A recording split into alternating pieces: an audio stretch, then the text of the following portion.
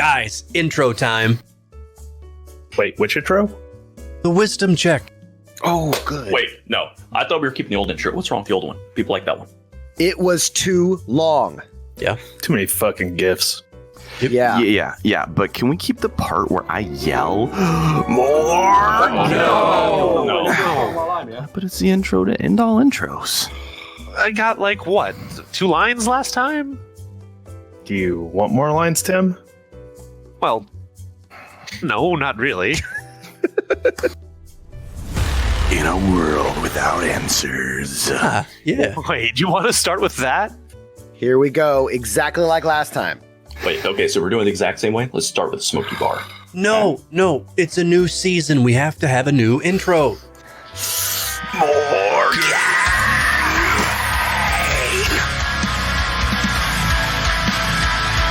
Not sure why we thought this would go any differently. Oh, well.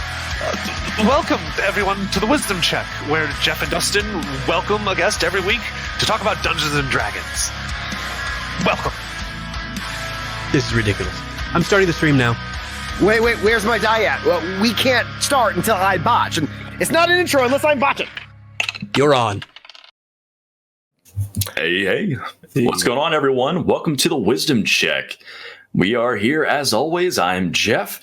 Across the way over there, we got Dustin, my co-host. And in between us, we are joined by Malice. And we're going to be talking a bit about Larp today. But first, we'll say hey to everyone. Hey, Dustin. How's it going? Doing all right, Jeff. How you doing, Malice? I am doing good. It's been a crazy weekend. All the fun with the Super Bowls and the other sports nonsense. And now I'm free to have fun and be online again. Nice. Congratulations to all those Chiefs fans out there. There's any of them watching. Fantastic game. Amen. Yeah. Mahomes definitely carried my fantasy team this year, so I was happy to see them win. Little shout out to Muddy out there. He knows who he is if he's recovered. I'm sure he's probably on. He probably hasn't yet, but if Him and Muddy's Gilma. out there, Him and Gilma both, right? Yep. So Awesome. Well, the folks here at the audience probably don't know much about Malice here, so we're going to go ahead and go into that. I'm going to accidentally almost say your name, and it's fine. Cool. So Tom and I used to be roommates. Back in the day, we used to play Larp together. That's how we met.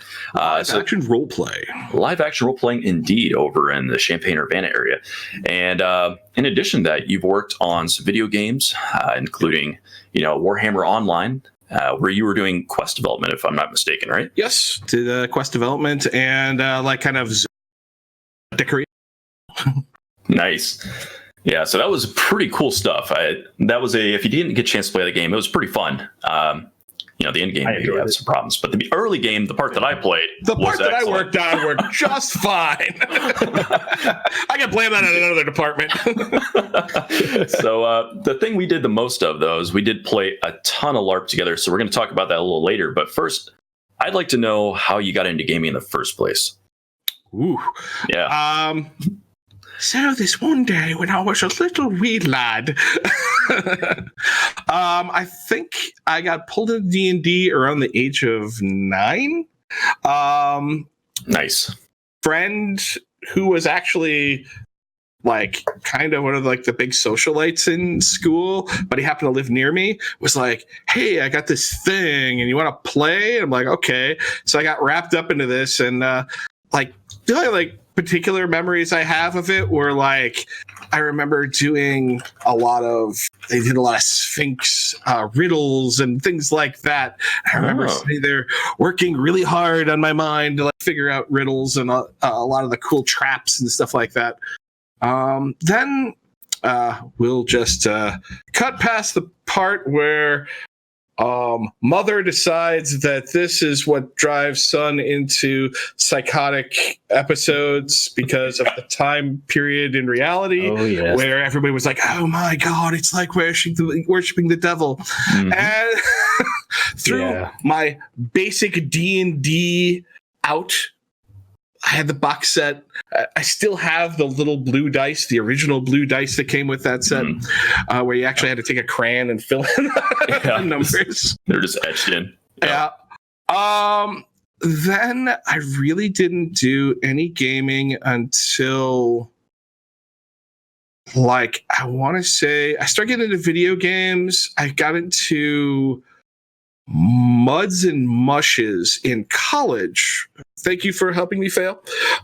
Maybe explain what those are, because I don't think anyone in chat's going to remember those. I remember those. Fully text technologies. We now have added graphics to. They're the precursor to the MMO, the massively multi online RPG. You just had hundreds of players, all either running a dungeon, which was a mud, or playing in role-playing environments in chat rooms, basically.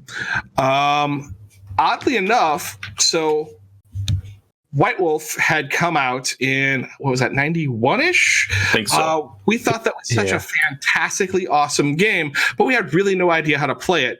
And so I go away to college, and I get into several White Wolf vampire-based mushes. And really? So I ended up sitting there role-playing. Like, I got in one that was like a cyberpunk / vampire future weird game. Really cool. Played it for probably more hours than anyone should rationally play it. Enjoyed the hell out of it. And it was actually, I would almost say, the precursor to LARPing in a way. Yeah, I guess it's interesting. A lot of emoticons and stuff. Or not emoticons, well, you actually had a GM that would come in when if you had a conflict. And so then you'd be, all right, you need to roll this. All right, you need to roll this. Da-da-da-da-da. But 98% of the game was all just social interaction. So it very much was like the precursor feel to that, at least the vampire or the vampire LARP experience. When I got out of college, someone's like, hey, you like that? You should come play this. And before that, just before I got into all of that, I had wrapped up with a few of my friends, and we started playing D&D again. Nice. And that was, we had played a bunch of D&D leading up into that, and we had started, of course, like most gamers, you start to sprout out into new and unique games because you're like, well, D&D's cool, but what other shiny things are there? We did like Teenage Mutant Ninja Turtles, Palladium. We did a lot of like the riffs. We tried to do Vampire. That's when I started getting into Shadowrun. So we got into a lot of different titles, but we always kind of fell back to D&D because D&D, I don't know what it is about D&D, for the abstract gameplay that it is, it's clean and moves forward and works. As much as you try to get like frustrated with it or whatever like that, it's just, it moves quickly. It allows you to get your role play on and get down to crunchy mechanics when you need to, but they're abstract enough that they keep the game moving. A lot of too many other games either focus way too much on combat or try to make combat too realistic, and therefore it turned into 8 hours of fighting. Yeah, that can very easily happen with a lot of systems. And so I think that's one of the reasons why we always kind of went back to that. And the only other system that I really went back to besides that was White Wolf's Vampire the Masquerade, because it was a pure politics game. The dice rolling was kind of almost optional in a way. Yeah, for a large part of it. And especially with social stuff. And it's one of the games that has a more robust social system, but a lot of times you're still doing the role play first, and then maybe a roll comes up at some point. It's not as, with a lot of the social systems in like D&D, there's a lot of just make a roll and move on. I feel like it gets kind of glossed over a bit more in most traditional D&D games. Yep. Yeah, and we've talked about this a little bit, but the World of Darkness games as a whole really pushed for narrative, storyteller. You had all the descriptions of the clans and stuff are very robust. It's a very social game. The combat in it was lethal. It was more realistic. You didn't have hit points. You had health levels, so it was like quick and dirty. And so it lended itself to a very different vibe. Now, we never really had much success running Vampire at the table. Like when we played it there, it doesn't have a great feel. We played a lot, but they weren't very successful games. Yeah. If you look at them in hindsight, like they weren't really vampire games. Right. It's you focus more on a theme and combat, Yep. Right. and less about the politics, because the only person you're role playing with for the politics at the end of the day is one single person who has to try to come up with 100 different faces and voices. And while you have some talent on you guys as a D&D team who could probably pull it off, Levi does it with our D&D games. He's got That's what I mean. 45 NPCs on a boat already, and he flips between them, but most people can't do that. Right, So it just exactly. doesn't work at the table as well. and so the reality is that you're just kind of like, well, everything kind of shifts into a combat mode, which Right. Kind of combat squad based, mission based at that point is Yeah. kind of what it is. Which feels strange for Vampire, because Vampire as a theme was mostly about isolation, degradation, depravity, the slow eventual to insanity, all that. Yeah. Yep. slow eventual decline, basically, and boredom, which is a weird theme to have in a game. But like you're talking about these immortal beings that have eternity to get bored in and try to come up with things. 1,000 years, and all I have done in my 1,000 years is to maintain my existence because I fear death more than anything else. Yep. And therefore, I have cut myself off from all of the world and don't care. And I'm going to hide over here now. So, but I think That is really, I feel like though for us, and Jeff, you can tell me if you feel differently about this. I don't feel like our vampire games that we played we didn't feel like at the time that they were exceptionally being done wrong or not political enough. Right. Until we LARPed. Yeah. It wasn't until we LARPed that finally we felt like we got vampire the way we read it in the books. Yeah. And then we looked in hindsight back to our games and was like, those were garbage. And it wasn't until you had this LARP experience. And me and Jeff on this show for nearly the year that we've been doing it, so many times we've referenced how LARP changed us as role players. And Big time. we definitely at some point wanted to get an opportunity to really get into that, because you're playing a lot of games out there and you're basically playing them as D&D games with different rule systems. Right. And we were doing that with Werewolf. Werewolf has actually built a little more for that. It's a lot more code, Even amongst World of Darkness games, it's still very much squad-based, mission-based sort of, and there's nothing wrong with that. It's cool. That's a great gateway from D&D into the World of Darkness. But then when you try to make the jump to Vampire, it doesn't quite work as well. And you fiddle around with it for a long time. And I can see people getting discouraged with Vampire and wanting to set it aside. Unless they play Sabat, right? Hey, the bad guys seem cool. Can we play the bad guys? Right. So that seems like crunchy numbers. I like crunchy exactly. numbers. So then all of a sudden it makes sense. But then you get into a LARP situation, and now all of a sudden Vampire really blossoms. You're able to do all those things that you see in the book, and that's where it really, I think, for us, finally grabbed on that we really did like Vampire. So That let's back it idea up. of what the Camarilla was versus the Sabat was just like, oh my God. Okay, that's actually how the world would work. It's a great idea and a power fantasy to have vampires running madly through the streets, eating people and giggling madly. But if they ever actually wanted to survive in the real world, they would be more like the Camarilla, where it's like, we need to make sure our food doesn't know we exist. Otherwise, they'll stampede us like a bunch of cattle. Absolutely. Now, for the chat here and our audience, some people may not know what we're talking about with live action role playing. And so let's back it up a little bit. Let's talk about what that is as a thing. So as opposed to sitting around a table, you go to a venue and, hey, we just got rated. Thank you very much. Thank there. you, 1 in 20 D&D. I believe he's actually our guest next week. Oh, perfect. So Nice. he'll be on the show next week. So thanks for showing up this week, 1 in 20. Absolutely. So anyway, we go to a venue and large numbers of people. In our case, at the heyday, we were like pushing up to that, like 70, 80 people at back in the day. I mean, it trickled down over years, but there were a lot of players coming. Yeah. 50, 60 on any given Friday when something big was going to happen. Down to 20 during that peak time. These are games that are connected with other games across the country. And in fact, I think they were global at one point, right? There were European games. They're still global. I believe the organization that we were in, One Night, is somewhere around 120 games worldwide, including a large swath of Brazil. There's some, like 20 plus games just in Brazil. Wow. That's cool. So it's pretty wild because any of those games, if you had a sanctioned character, you could pick up and go to those games and play. And so that whatever universe they were running was the same one everyone else was running. There, people who are familiar with the D&D Adventurers League or Pathfinder Society probably understand that same sort of concept. Yeah. Where you have a character, it's sanctioned, you can find game to game to game and go. They were just a little more informal. Like there was formal games, but like you're showing up and being a part of it was a little more informal than a D&D Adventurers League game where you had to basically get a slot at a table somewhere. Absolutely. So in this case, you would literally have to travel to these games.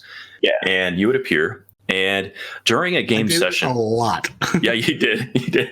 Yes. Because you did it because you can get extra experience and more times to actually play. But so the whole experience. I mean, what? Or people to kill. Yeah. So there were like chat rooms associated with it where you could talk in character to each other and start feuds. People travel to different games to start stuff.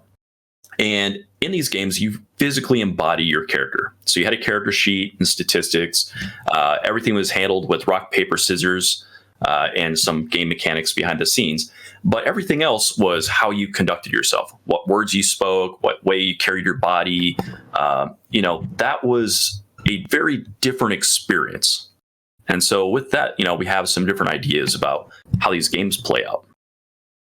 So, the big difference here is you get a lot more of that interpersonal and political environment coming out of that because there's people face-to-face interacting. Well, I think first you have the population. All of the ranks of power. That's what it is. Yeah. Its population has a lot to do with it. When you can fill out all the ranks, you can suddenly have those conflicts. Yep. Now, that's a huge part. Go ahead. Okay. So with this, we have the example of lots of politics in this game. The one thing that we didn't really touch base on was, like you said, the political structure of things. And so we had a lot of times where, players were the prince, the top person. We had an entire cabinet underneath there. You had different, representative bodies for the different clans or the different organizations. You had status. You had all these things that created incentives for players. But at the end of the day, it was all sandbox. Yep. So there are no established goals in the game. So that was another thing I think that really changed how we played. How did that really affect your gameplay? Especially when you went back to tabletop. Well, that is something that I actually find helped even drive my leadership in video games. Is that it's not about the quest. It's not about this. It's not about anything like that. It's about the large scale politics and what's actually going on. It doesn't matter that you run a dungeon and complete a task. It's about how awesome you look when you're doing it. You want to be the server first, or you want to be the number one guy, or you want to be the guy that everyone looks up to. And that's all done through voice and action, not by I completed X quest 5,000 times or whatever like that. And the same answer, hits tabletop, where I played in a game where I kind of drove the GM a little batty originally because I was playing a rogue, but I didn't play it from the classic rogue standpoint. I didn't play I am a robber out here to backstab people in power games of my elites, right? I was a networker. I knew everybody. And I just role played. And in fact, I had a poison. He allowed me to make all these poisons. And one of the poisons was if I could inject somebody, it was basically like a charm. Oh, nice. So I would run around, and as long as I never did anything bad, they were always my friend from then on. Nice. I would inject them so that I would solve fights by talking opponents down and then injecting them and be like, listen, you go back and you just do this for us, feed us some information, and we'll totally be friends for ever, bro. And totally played this character where everybody else wanted to kill stuff, and I'm like, nope, defeated the whole entire mission by roleplay. And that is the things that I kind of learned in LARP. Whereas before, when I played a wizard, I'd be like, well, everything's answer is fireball, right? Mm-hmm. What does the king fireball? What does the goblin king fireball? And the elf king fireball. Right. Because something like a charm spell in D&D and we get this with vampire a little bit with some of the powers, like some of the presence powers, things like that. But it required people to role play that correctly in order for it to be useful. There is no other counter against fireball but your reflex save. Like, it is pure cut and dry. Did it work? Yes. No. Boom. Done. Whereas you don't need to like charm. Now it's a role play power, right? Like if they don't know how to play something charmed, suddenly it just didn't work quite as well. Like. Yep. And so there was a lot more trust required in a LARP setting, and oftentimes that wasn't reciprocated. And so that was a lot of what we dealt with in the LARP community was when you're dealing with large numbers of people, in the thousands, when you're talking about worldwide, you're going to get some amazing gamers that are going to go in there, going to work with you, going to play off of you, going to follow the rules, going to go above and beyond to, respect the powers that you're using on them. Put themselves in weak positions, and they're going to have other people who are just going to flat out cheat. Well, power gamers be power gamers. True. Like that's the end of it. It's like, I don't even want to say that they cheated per se. I'm just going to go so far so that they wrapped the concept around combat in their mind, and all it was about combat. So they were min-maxed, tricked out, super like, well, I don't understand. Why shouldn't my character have vicissitude and thaumaturgy and assassin skills and all of this other badass stuff and fleetless persons, aegis and that does not compute. Why would I not have these? They're obviously the best combo. Right. And it's obviously treating vampire powers like Pokemon, right? You have to go collect them all. Because I got to get my lead combos on. Right. And then the point was to travel every game and make sure everybody knew that they had everything. They had to make sure they used it while they were there, so it was always interesting because that was something with being part of now when we talk about LARPs, I think a lot of people out there are aware that sometimes you get into a non-org LARP and those can be very dicey at times, but it's usually a smaller group of people who all know each other, and it probably plays a little more like a tabletop game, only with a little more physicality and acting to it. But we're talking about these org LARPs that we were a part of, these larger ones. Every week you could have players from some other game coming, and they knew nothing about your chronicle except that it was there. Right. And so there's not that respect coming in. I did play some non-org games that were probably more role play and more amazing than you would ever experience in an org game, just because the only people there, you can't call from outside, let me call to a real life city and go, bros, need you, gangbang, let's do this, Right. But I think it probably varies just like a tabletop does from table to table. You get some tables where role play is very heavy, other tables where it's not. So if you're getting involved with one that's not an org, you don't know what you're getting. But when you get into an org, you can probably be a little more certain that the groups are going to be larger. You're going to have a lot of people from very different play styles, probably all in the same game once you get involved with a larger game. Oh, yeah. I mean, when I first started LARPing, I was at pretty much the foundation of One World by Night. It started at Comic-Con, and I was at that game. Oh, really? I didn't realize it started at Comic-Con. Oh, yeah.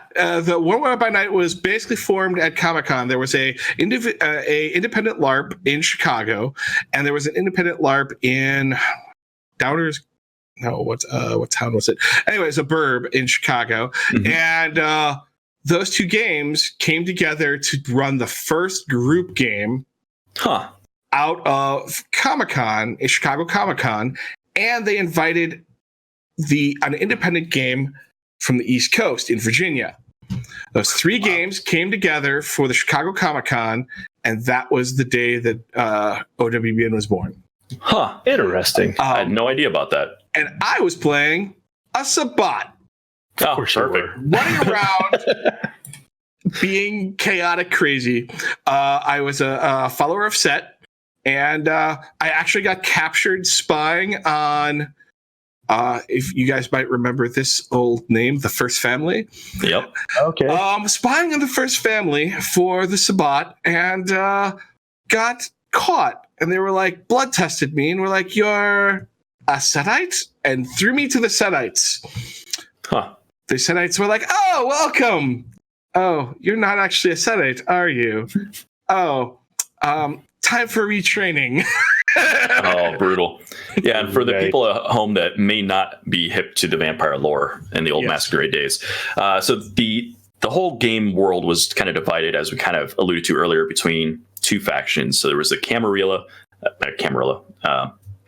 pronunciation apparently is going out the window tonight. That's that Camarilla. that's that Midwest pronunciation Yeah. again. They just slipped up. Camarillo, armadillo. But the Camarilla was the group that wanted to kind of live within society hidden. And then you had, a lot of lore dropping. Yeah, that's true. And then we had the Sabbat, who were more of the, like, we are the alpha species. We should be running the scenes. We've given up our humanity to become basically massive savage power players and embrace our vampirism. Yeah, we don't want to be, slaves, basically, to the elders and all this kind of stuff. And then you It had was Interview with a Vampire versus the Lost Boys. It's pretty much, what you had at the end of the day. that's not bad. Pretty much how it works. It was one versus the other. That was kind of how they rolled, and that was kind of what you had. If you need some good, movie references. Or X-Men versus the Brotherhood. Yeah, that's a little bit like X-Men versus the Brotherhood at times. Yeah. And then there were the Anarchs, so they were just kind of the free and let's live and be our own group. We want to follow the general rule of society, but we voted for Bernie Sanders. Yeah, exactly. And then there were 13 clans of vampires. So that was like your ancestry or your race for most games. So that's also kind of your class, essentially, because that's where you got your powers. It kind of defined like who you were related to in the game, and that kind of became your faction within a faction. So in this case, he was describing, Setites. So those are the followers of Set. They were an Egyptian-themed ones. They had all kinds of weird corruption abilities. So they were manipulators. Yeah, behind the scenes, they had like the ability to change people's emotions, and they had all kinds of cool stuff. But you had all these different groups that played differently. They all had different curses. They all had different styles. There was one that was the gangrel that it brought animals to the scene. So Tom maybe So Tom's working on his animalism right now. So you get different styles, and throughout the game, you ended up playing off of those different dynamics. So your faction plus your clan plus the people you like to hang out with, all those things kind of went together to destroy the mic set over there. His cat's taking everything out on the way down. But all those things kind of played in to create a very robust setting. And we should probably at this time mention that at the time we were doing these LARPs and playing vampire and werewolf at the table, we're talking 2nd edition World of Darkness. Maybe even 1st edition. Maybe Tom goes back far enough. It might even be 1st edition. Yeah. But I think most of us were playing under 2nd ed. It has re-editioned several times since then. And a couple of those other editions that have come since then, they have changed the entire structure and the names of how some of that works. So if you're getting into Vampire and you're finding that some of these names we're talking about is not there, those are specific to the old school 2nd edition Vampire, Werewolf, Wraith lore that we're kind of discussing loosely here at the moment. Mm-hmm. Yeah, and so each of these also came with their own unique flaw, which kind of drove a lot of the role play.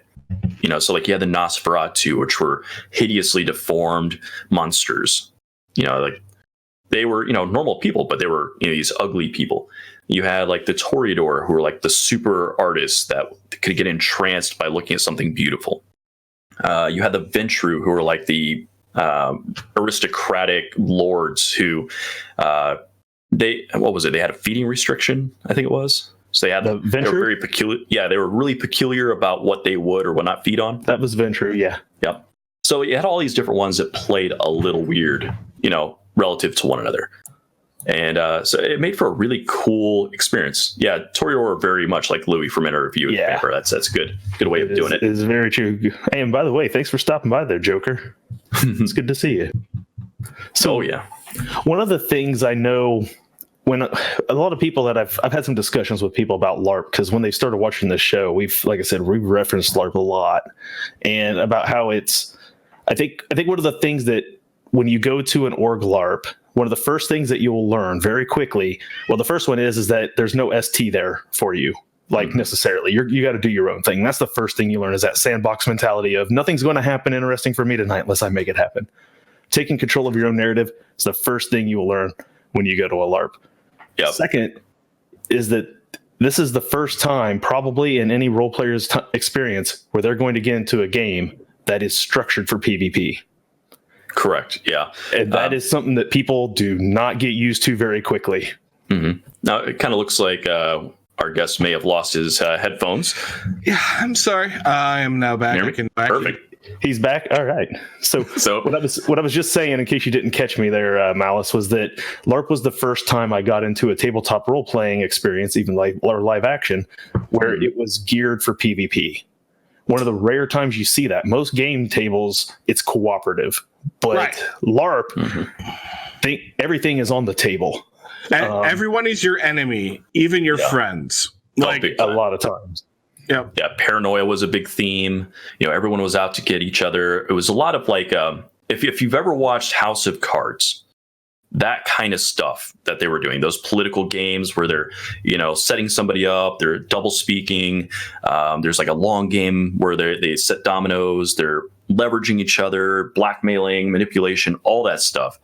But then there was also like assassinations. I think of it more popularly probably like Game of Thrones. Or Game of Thrones, yeah. Where it was like every once in a while, praxis just had to happen. There had to be a change of leadership. The king has to die. The throne has to be empty again. And there has to be a squabble over who's going to sit on it next. And that was a lot of LARP. It was, you get near the end of those long 5-hour LARP sessions and hit praxis o'clock, where it'd be time for somebody to step up and try to take the throne. And the last hour would be combat, and it would be crazy like that. But I don't know what you're talking about. I have never been involved in such petty gameplay. Never. And it's an interesting thing, because like I was saying earlier, LARP is almost entirely sandbox, right? So like you were saying, there is a storyteller. Sometimes they do run plots, and that's more of your PvE style stuff that people are used to.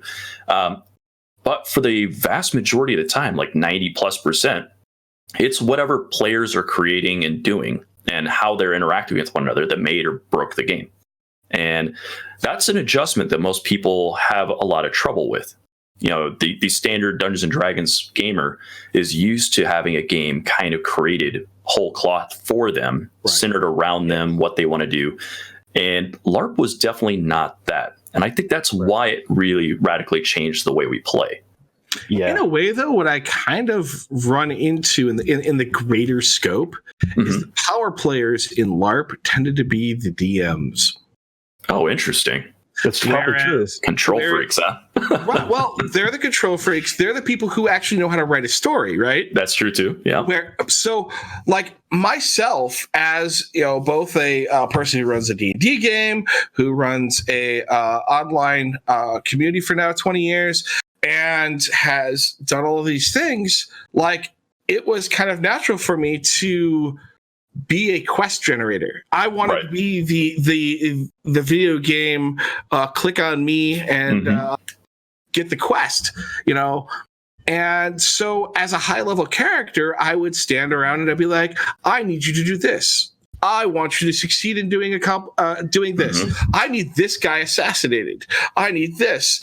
And I was just delegating work to lower level players to go die, or accomplish tasks or do whatever they were supposed to do.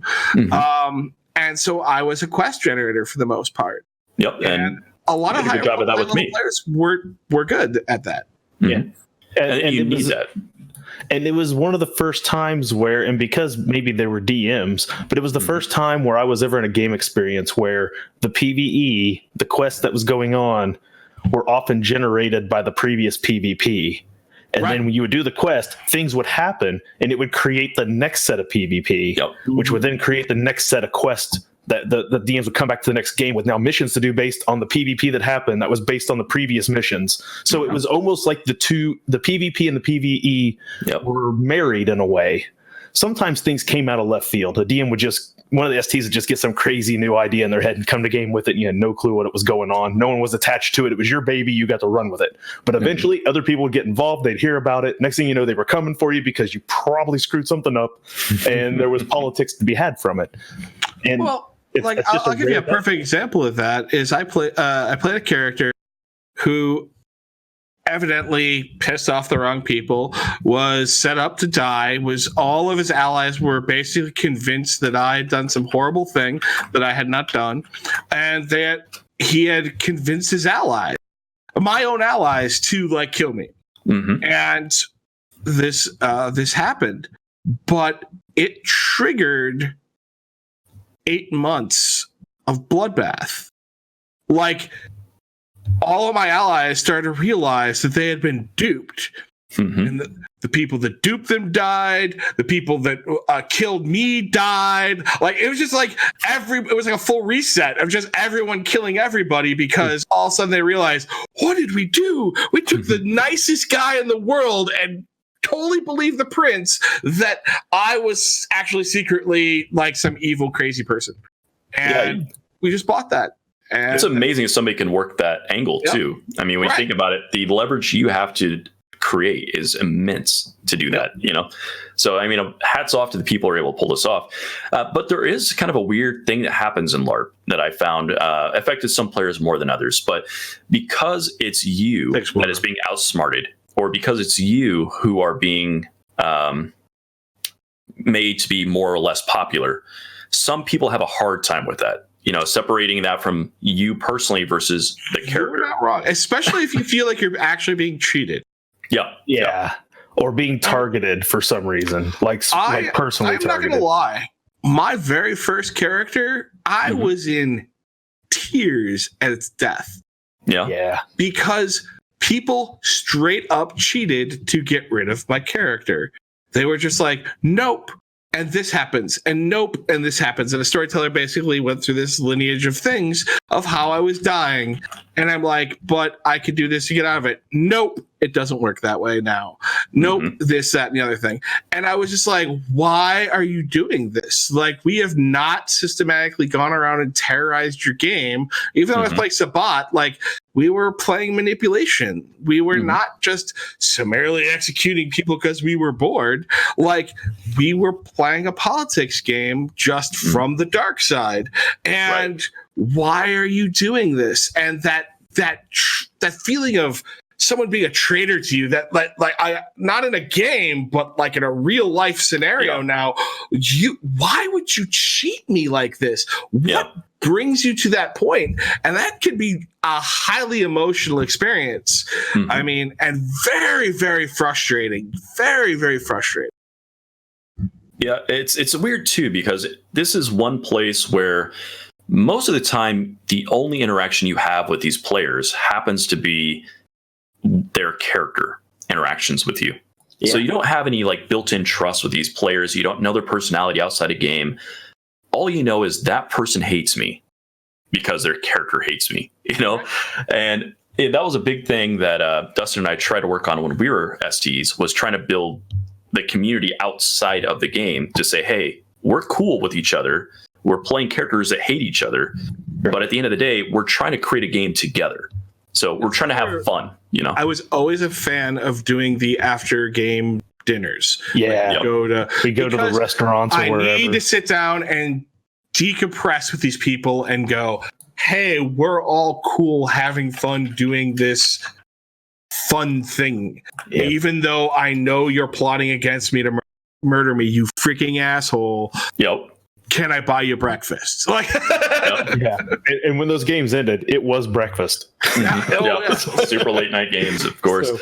But I think one of the interesting things about LARP, and to touch on your character death idea, was we've seen a lot of people who couldn't handle character death, because it was really kind of one of the first times where I'd seen people who had characters that had lived for multiple years. A lot of times people play, even in a normal D&D campaign, a year tops maybe. But there were people with 5-year-old characters and other people walking in with brand new characters they made that night, all in the same game. And that huge, vast power differences. And you would never see that, a level 20 character and a level 1 character in the same campaign at a tabletop game. Right. But in LARP, it was every week.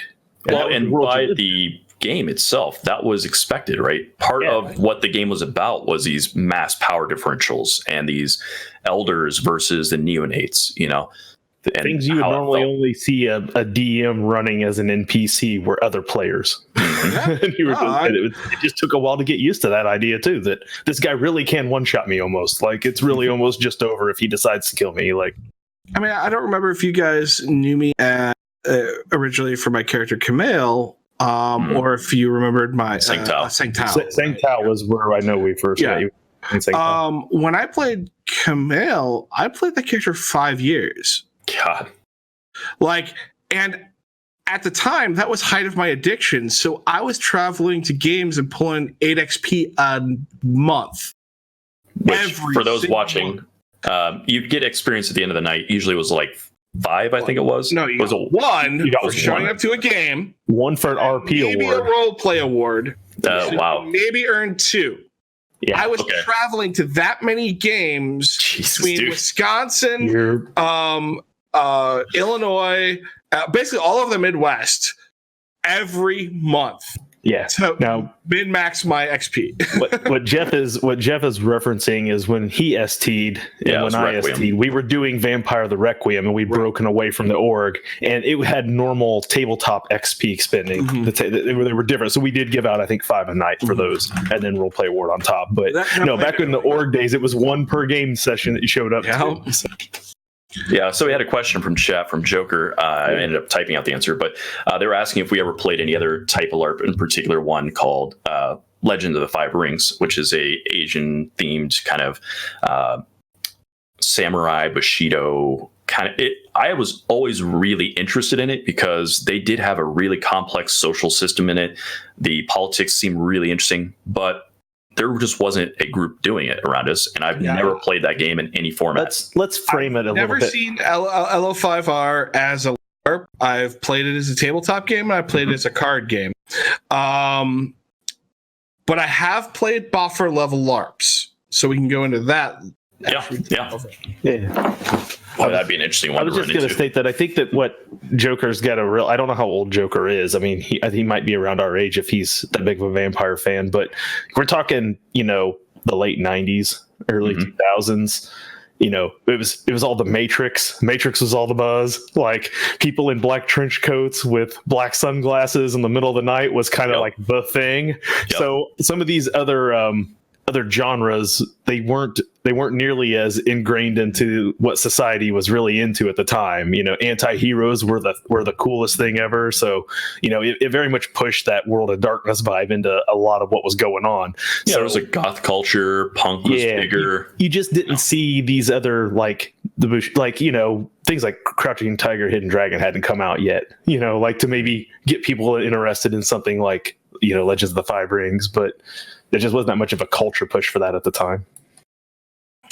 Though amazingly, those environments did exist. The D&D style LARP, the fantasy LARPs, all types of stuff like that. Much more, as I described them earlier, as buffer LARPs, which is where it is more combat oriented. I actually played one where you were required.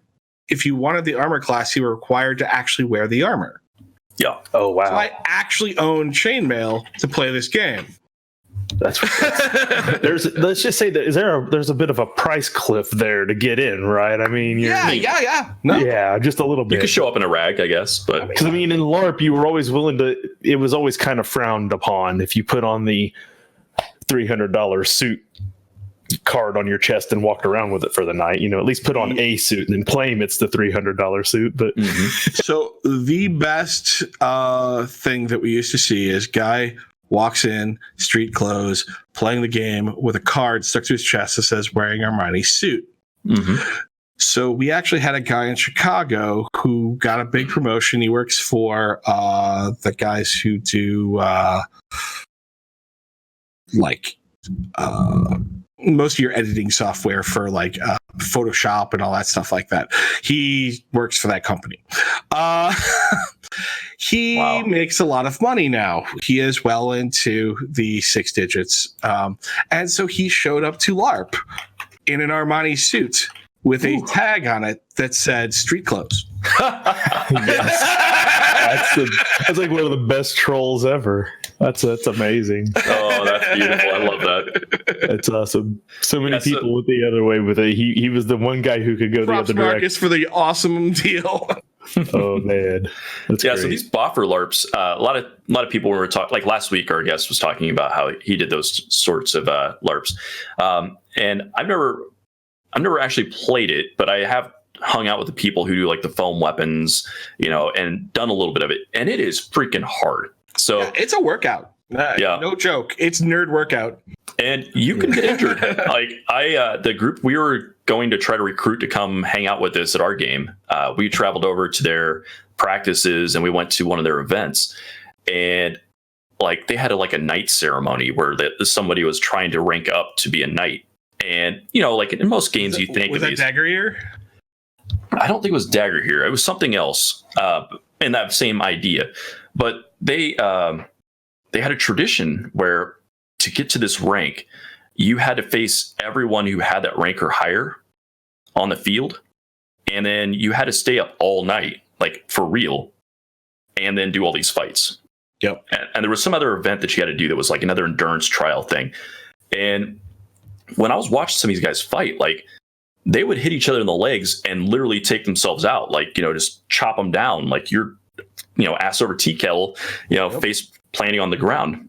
They weren't messing around. They were foaming on those weapons, but you see people get concussed. You see people get, They were going at it like black kids do with the plastic lightsabers. I bought them up in the living room. So there is Dagger here and other games like it, which are almost trying to be more like SCA. Mm-hmm. So we're going to go, Right. This is the layers of LARPing. People The hierarchy. playing a Dungeons and Dragons type of LARP. They get a foam weapon, they yell, 5 damage, 5 damage, 5 damage, 5 damage, 5 damage. Beanbags each other and attack each other with foam weapons. Mm-hmm. Then there are the people who want to bring combat into a more real feel. And then they join a thing like Dagger here, which is still foam weapons, but there's no real hit point system. They just beat each other until the person falls over and then they win. Which is what kind of sounds like what you're somewhat talking about. It was pretty incredible. They would spend whole weekends together. It's almost the equivalent. It's almost the equivalent of tabletop role playing game meets paintball guns. Yeah, right. It's very much so. You're going out basically in a competitive Halo style fight with each other, only with foam weapons, and just so be it. It was crazy because you were trying to sleep and people would raid your tent and try to kill you. So you had to have watch guards and stuff. It was ridiculous. It was amazing. And then you move into, if that's not enough for you and you want physical pain really to be involved in your day, you join the SCA. Yep. You become a man-at-arms in the SCA. And then you start actually fighting with rattan swords with little foam tips so you can't stab each other too hard. Other than that, you're wearing live armor and live rattan poles. People are slamming at you at full force. Yep, I dated a girl who did that. When you've maxed out on your pay scale at work. Yes, these are income levels we're talking about as you finally make it, right? Though, I will say that I have met people who are amazingly thrifty in the SCA. I watched a guy build a full entire suit of armor except for the helmet. He bought the helmet, so like $200. He bought the helmet, and everything else in his really good looking armor set, if you flipped it on the backside, said stop sign and speed limit sign. He just used tin snips and snipped up a bunch of freaking street signs and turned them into body armor. Oh, that's incredible. So it's a different world. Like, we didn't have much experience doing that, but it is a really interesting thing. But it kind of all comes back to the same concept. It's immersion. Right. So like what you're trying to do is different level of immersion. All right. Well, I mean, SCA is literally the Society of Creative Anachronisms. It is living in that time frame. They hold whole entire events where there are camps for a whole entire weekend of just like you walked into some actual medieval war camp and it's amazing. What people are probably more familiar with, and it's not exactly the same, but it's not terribly far off, is when you see the Civil War reenactments. Right. You see a lot more of them across the country, especially here in the Midwest where the battles, took place. You see it a lot more here where you get those reenactments. The people want as authentic looking outfits as they can get, and they go live a whole weekend out there as authentically as they can in some cases. They reenact the battle down to every little possible detail they can. And that's the kind of thing that you get with the SCA sort of deal. Like, that's the kind of level of authentic that they want to shoot for. And they every year SCA holds war out in Pennsic, Pennsylvania, and that place is brutal. They take 100 on 100 war hosts and slam them into each other. And full armor, full pole arms, full shields and swinging, and you just watch people drop and judges going, "You're dead, get out of there, you're dead, get out of there, oh my god," trampled, and watching guys hit the mud and get run over. Just like, I mean, it's brutal stuff, but they love it, Oh, they love it. Wouldn't miss it, for anything. But we got a question from the chat here. I was going to say, we got a really cool question coming in here from Joker again. He says, he's seen that most LARPs fall into either D&D or Vampire Masquerade. Have you seen things like Vampire the Masquerade Victorian era or Steampunk LARP? I heard a couple 1920s Call of Cthulhu LARP, and he's curious about it. Yes. I've experienced. I have way too much LARP experience for my own health. Anyway, that's why we had you come here for this topic.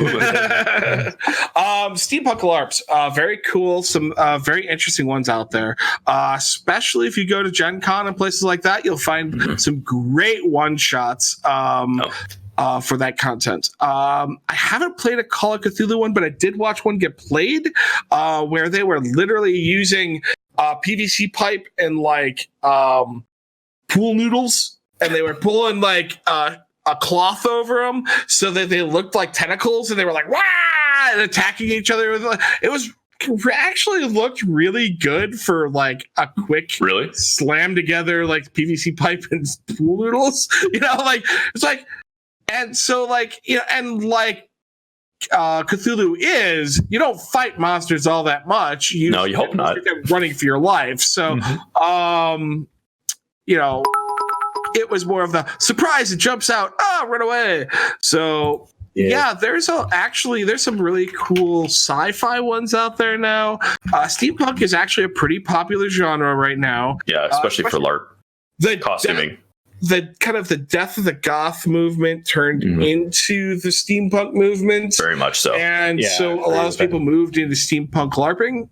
So they're probably, I would say, hands down, besides Vampire the Masquerade, the second most popular role play based LARP. And correct me if I'm wrong, but I kind of feel like a lot of the LARP scene has kind of transferred over into the cosplay scene.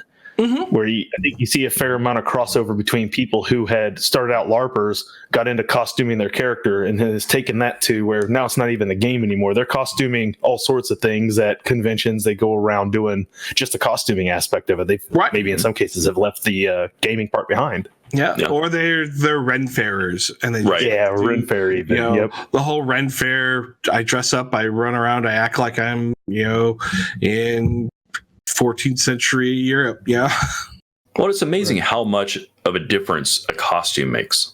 When you're embodying a character and you do have a suit on instead of the little sign that says I'm wearing a suit, you feel different. You can look at somebody, you can see what their character is in a snapshot. It's not like sitting around a table where you're looking at people in your theater of the minding. It's like right across the way from you. That's that person, If there was a lot of effort, I guess I shouldn't say a lot, but within my financial limit of trying to do enough costuming to sell sell you on the idea of my character. You know, like when I played Sang Tao, literally played a little Chinese guy. So I was, had the button-up Chinese shirt and that whole entire type of role play that I was playing. Or when I was playing my Tremere, I was trench coat and cane and stylized to do that. And that made you really feel that character. It became, you embodied that character. This idea that it's great, the theater of the mind is really neat, but once you put clothes on it, it becomes that one step even farther. Well, I think it's important to have that, because what we were saying before. Fucking Tremere. Right. Regent of a house. Everybody hates Tremere. Badass. Nobody likes a Tremere. And that's why I like being Tremere, because we're the club of one. Even the chat hates them. Yeah, it's true. But I think that extra layer of costuming really helps separate you from your character. And that, I think, was something players needed to do more of, to make sure that they weren't having too much of what's called bleed. Where bleed the emotions of your characters affects you as a person. Right. And there were some really emotional scenes that could happen.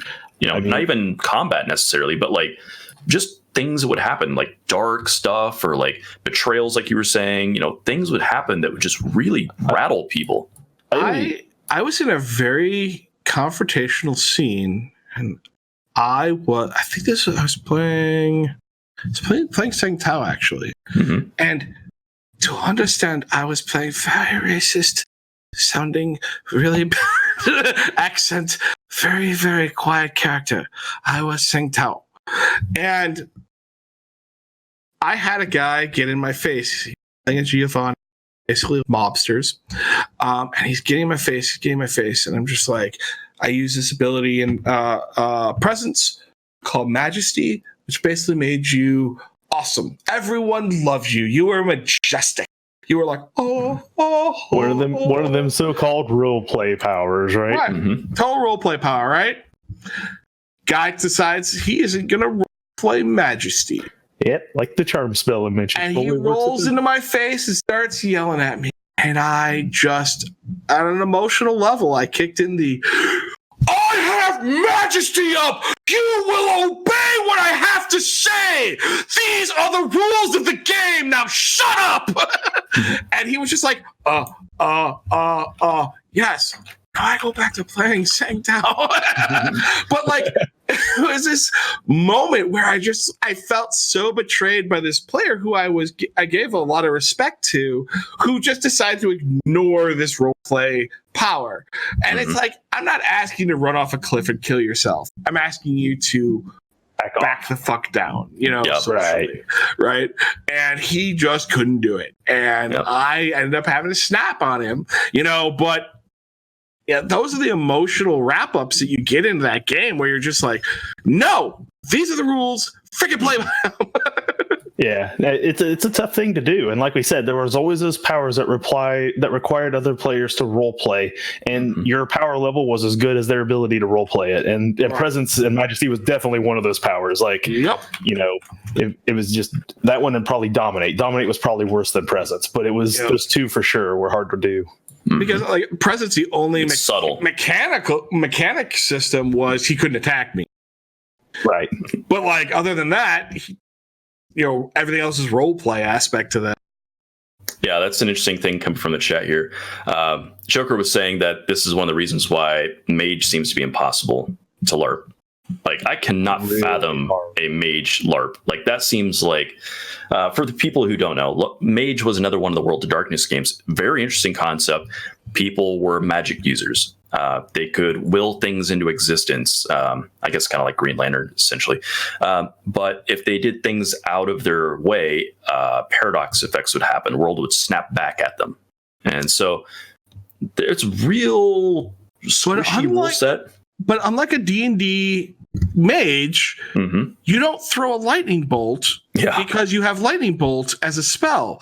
You have, I understand the concepts of time and force. Yep. Now, how do I roleplay explain how I'm using time 4, force 3 to do something? And it was a lot of give and take of can my powers do X, Y, or Z? And what's the degree of power? And it was so creative that it became dangerous. It was definitely built for the table. Oh, yeah. I never really saw a good transition to LARP, with the exception of ST's taking one as an antagonist, dropping it in where they had full control over what the mage was going to do and doing it. I mean, and it was a neat. I have the mage LARP book. Yeah, Do you really? Oh, yeah. Well, I mean, another different game. Well. Oh, I bet. The other game that did work really well, though, is one that Leviathan was really into. So it's another World of Darkness game that had live action component, and it was Wraith the Oblivion. And Wraith, everyone is a dead character. You're in the afterlife of sorts.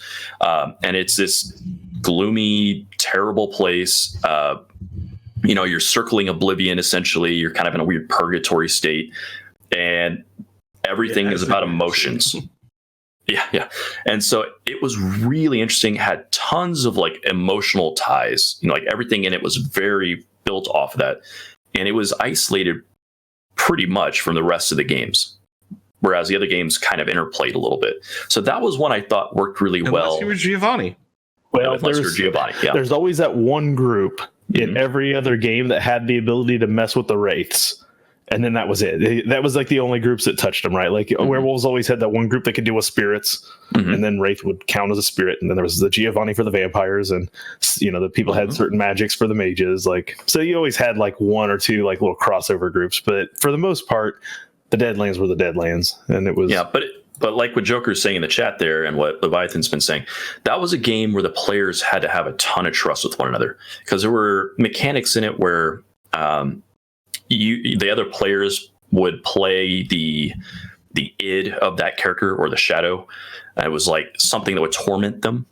And so they would set up these whole scenes where the other players are role-playing NPCs, non-player characters. And it became this like weird, I don't really know how to describe it, really. Well, let's think as a side concept for a moment. Yeah. Do you think it would have been different for Vampire if the moment you lost control and frenzied, you had to hand your sheet to someone else to play? Could you imagine that? I mean, that's basically kind of what you're doing with Wraith, right? Is like at some point you're giving your character essentially to someone else and saying, "What am I going to do for the next few seconds?" But you didn't have that with the other games. If you had to do that with Werewolf every time you went to frenzy, okay, here you go, Malice, run my character for the rest of the scene because I'm out of control. So it's not up to me anymore; it's up to you. Like that becomes a very different. Now all of a sudden you're much more guarded about what you do. You definitely don't want to lose control. You definitely don't want to lose. So I see that with Wraith as that was the balance that made Wraith, I think, so much more guarded in its role play. Like how you approach the game is a little different because there was another person who essentially got to role play part of your character if you kind of started to slip. Yeah. So these different games pulled out different concepts. Like there was a much stronger horror vibe to Wraith than the other games, even more so than Vampire. And it was more personal. The things that would happen to you were very personal. What they wanted the loss of human Vampire to be became embodied as its own game called Wraith. Like it's like that one singular part of Vampire became a whole entire its own game. Yeah, done really, really well in that one. Yep. But it worked because it was in isolation, I think, because those concepts and themes were nice and tightly packed in this one space, where all the things that need to be in there were there. Whereas clearly Vampire was more about what happens in a calcified power structure when nobody is retiring, naturally. Right. Jobs aren't turning over. And somebody who's been around for decades, hundreds of years, thousands of years is running your life for you, And with Werewolf, you had the, coming into like a combination of like eco-terrorists plus like angsty teenage plus, some other themes. I hate humans, Yep. So there's rage was the main theme of that game, anger, outburst. And then Mage, of course, like we were describing before, was a very, like it was described earlier in the chat, ayahuasca trip plus magic, so just weird craziness. And then there was Changeling was the other one. Yeah, so that was like fairies and your mic seems to have cut out. We lost Tom's audio. Might have muted yourself. Nope. Ooh. Well, but we'll keep talking here until you get it figured out. So yeah, with Changeling, it was kind of like, yeah, there you are. Now you're back.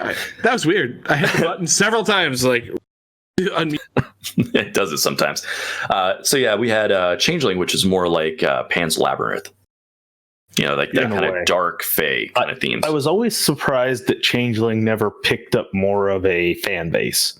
Like, I always felt like it was kind of like the younger brother to the other games, but yet it was the one that had the most in common with a standard D&D game. It had elves, trolls, like it had lingo that you could kind of understand, even though they were very different. It had, you know, a lot of your fantasy type elements to it. So I'm always surprised that it wasn't more of the like kind of gateway in for your standard D&D players to get into World of Darkness. I feel that most of the people who were, especially World of Darkness LARPers, were looking for the dark side of gaming and always viewed Changeling, incorrectly, mind you, but viewed Changeling as, oh, look, we're going to go play Pukas, and which are like the Malkavian for vampires. Which and are like the crazy, you know, frivolous, you know, insane kind of characters, There's a cutesy factor. Right, but there's a level of cutesy, even with a red cap or they weren't elves, they were the she and things like that, and all of the Sealy courts and all of that stuff seemed very oh yay, elves, yay, great, right, fairies, but no one ever bothered to pick up, like, if you read the novels, oh my god, that is like some like actual dark ass shit. Because let's be real, World of Darkness has never wrote a game that was like, this is fluffy buddies, you'll totally love it. Yeah. Well, and one of the themes that like Leviathan 4 is saying in here was that there's every one of these games that World of Darkness put out had some kind of dark side component. So like vampire is you lost your humanity. Werewolf is you succumb to your rage. Wraith was you literally drift off into oblivion. And Changelings was banality. So you lost that spark of creativity and you lost your childlike innocence. Like it had a certain Peter Pan Neverland don't grow up sort of feel to it that you had to kind of embrace. It was like a darker version of Peter Pan. You grew up, you were gone. Like, think of it more like Hook when he goes back and he doesn't remember hardly being Peter Pan. Like, that's what you're trying to avoid in that game to a degree. Joker, what I'm meaning by novels is actual World of Darkness. They actually put out a large amount of novel text. Vampire, werewolf, changeling, wraith, all of it. And there's a really good material out there. I suggest anyone who's into those and ever wants to get into one of these LARPs should read a novel about the group that you're planning on playing, because it will show you through the novel text what the stereotypes are and how to embody those stereotypes to play your class. It's a problem that Vampire ran, I guess, kind of wanders into the idea of World of Dimness, which is World of Darkness players would not fully get into the lore, understand the lore, and then try to play a character, but everyone wanted to play a character that was the Toreador hated art. What? The kind of a hipster sort of deal going on with it. Like, right. And it's like the game by its core kind of requires you, and there's nothing wrong with a concept of you being rebellious, but you also want to have that feeling of no matter how rebellious, you still succumb to some of the stereotypes as much as it damn pisses you off. I think some of the problems with LARP, in particular the ones we were in, when it came to that, was when you were in a group of 50 players, I think people tried to build their character to be a special snowflake so that they could stand out, instead of realizing that it wasn't about those little small traits you gave yourself. It was about what you did with the character sheet after you walked out of the ook room, the out of character room into the game itself. It was 90% of how you played it. Like I always think of my gangrel. I always played Clan Gangrel, and I was Landon Kane. Everybody in Clan Gangrel like got to take a flight form and a fight form because we were the shape changers, and everyone would take these exotic forms like I'm a gorilla and a wombat, or whatever. Like they'd have these different forms, and they're like, "What's your form?" I'm like, "Oh yeah, I'm wolf and bat." Like, wait, you're just wolf and bat? And I'm like, I was the only one of the game though who was wolf and bat, the only one. And so like I was unique by just simply taking what the book actually just gave me just right out the bat, and that was it. Like I played stereotypes for that exact purpose. Somehow they were unique. Right. Yeah. So Joker's talking about Clan Malkavian, and this one's a weird clan. You hear the sigh immediately there. So the Malkavians attracted a certain type of player. I played a Malkavian, but they can go real wrong real fast, or they could be amazing. And so all the Malkavians were in some form deranged. They had some form of insanity. And I'd like to connect this to something in D&D. Okay. This is the chaotic neutral character. Yeah. Can be, yeah. So But no, exactly like it. And why I say this is the chaotic neutral character is always misplayed. Oh, okay. I see what you're saying. Yeah. It's a excuse to do whatever you want because you're crazy. Yeah. Unexpected. When really that's not what chaotic neutral is. It's the same with Clan Malkavian. Yeah. You have a derangement, a dark, fucked up, mind-bending, whacked out doodle concept of reality because you have multiple personality disorder. You are manic depressive. You are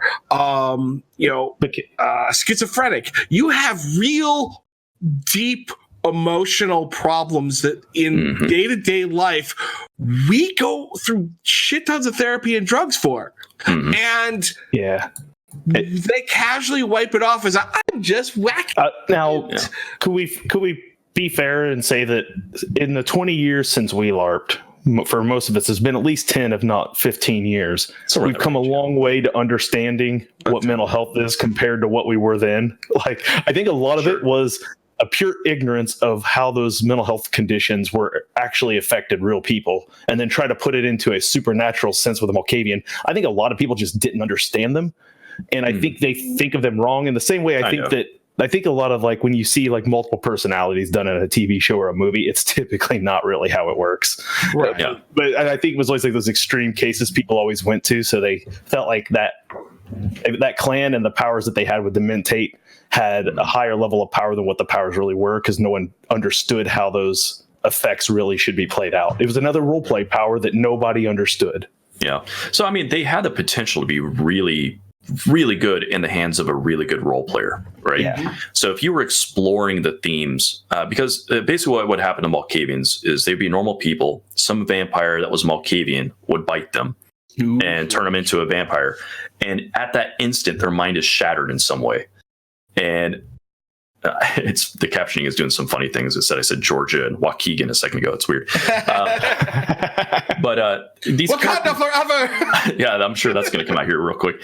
But the Malkavians had this ability to have some very interesting things happen to them, and it happened at the time they were embraced. Turned into a vampire. And like the Joker was saying, it's interesting that most players played Joker or Deadpool style, and nobody really played Hannibal Lecter. But that's not entirely true, because we definitely saw some examples of some real dark. They were gems in the rough, though. Let's call it for what it is. They were gems in the rough. Yeah. I mean, I'm not going to say I'm the best role player in the world, especially in those days. But I was playing a caitiff, which is like an abandoned, bastard child vampire. Somebody kicked him out the door, and I was descended from Malkavian. So I played him basically like he had the same issues. He had a derangement and stuff. My character was dangerously paranoid of elders. And he believed in the end times coming, which is actually a big theme in the game. And he had like prophecies and stuff. But at the end of the day, he was terrified that the elders were going to come after him and take him out. So he ended up working with Malice's character and over time became very paranoid of any of his allies. So all of his friends that were around him became the people he was most worried about. And he started to maneuver to get them killed while they were protecting him and carrying them under their wing. Sorry about that. But it was interesting because I didn't want to do that. These are my friends. These are the characters who went out on a limb and protected me from all these bad guys. But over time, the character these are the people that are most dangerous to me. I've got to take them out. But I think maybe your specific character, you were definitely had something that pushed you a little harder that direction. Mm-hmm. But in Vampire in general, that's always the case. It's like being a Sith in Star Wars. Always are there two, the master and the apprentice, and the apprentice's job is to gain enough power to replace his master. That is, and this is something I was talking. I actually was on a podcast last week, Rolling Bones, and Ryan, who does Rolling Bones, he was talking a lot because I was one of the few people he ever met that at Larp, so he was actually kind of having the same conversation with me. We talked about Malkavians and if they're the attention-seeking class, and I said, in some ways, yes, but it was one of those things where with Vampire, you were always trying to gain enough power to be somebody, and there were already people in those positions. So it's like the worst side of corporate America you can think of, right? Like the only way to get from point A to point B is to have to knife somebody to get there, basically. Yep. And with Vampire, the real point of the game, if you're playing it, in my opinion, correctly, and LARP was this way too, and LARP maybe was the place where this was embodied the best, your goal for your character may have been to try to pass through one of those positions on your way to the bottom. And I always would tell people at LARP when I was an ST, I'm like, write your own character's death or you will just be a footnote in somebody else's story. Amen.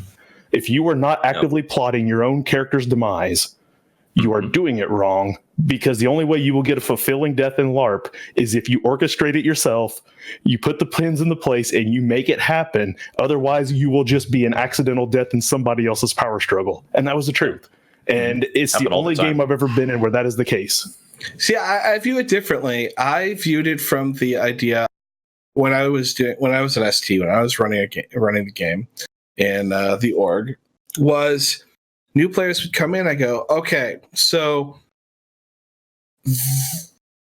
I'm just going to tell you right now that there are people massive, and there's nothing you can do about it. And I'm not talking about NPCs. I'm talking about players who have 6 years of massive amounts of XP on you, and there's no way you can catch them. You will never get to a point where you can kill them. And therefore, you have to understand that you are going to be a tool. Now, there are two different types of tools. People who are manipulated to be wasted, and there are useful tools. The useful tools understand they're going to be tools, and you take the handle of your tool and you find the guy you want to be the tool of, and you hand that handle to that guy, and you go, I want to be your tool. You don't have to say those words, but conceptually, they will understand, and you will become a useful pawn in the gameplay. If you are like, no, I will not be manipulated by anybody, that means you're being manipulated by everybody. Yep. And you are expendable because you are not useful to anyone. Or worse, you're bored in the corner. Yeah, very bored in the corner. Yeah, that's the other thing. Worse than being useless is being bored for 4 hours at a time, and paying for it. Yeah. That was the weird thing. That was one of the things we talked about in other episodes. But because it was so sandbox in its nature, you really had to make your own fun most of the time. And there were people that would show up, and in order to keep these organizations going, you'd have to pay some money to come in and play the game. It was like $5 or something. So people could pay their $5. They come in the game. So better than going to any freaking bar. Sure. But for some of these people, though, I seriously watched them be such wallflowers. They literally went in the corner and stood there by themselves, not talking to anybody.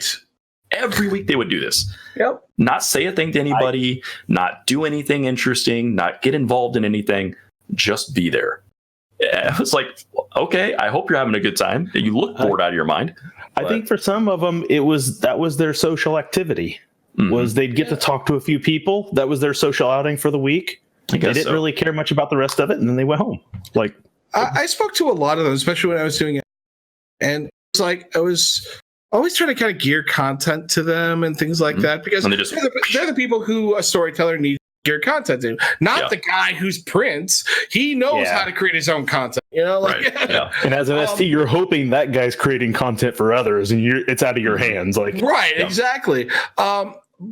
But I would talk to them like, no, I'm having a blast. I literally enjoy. They're like, they paid $5 to come to a LARP to spectate.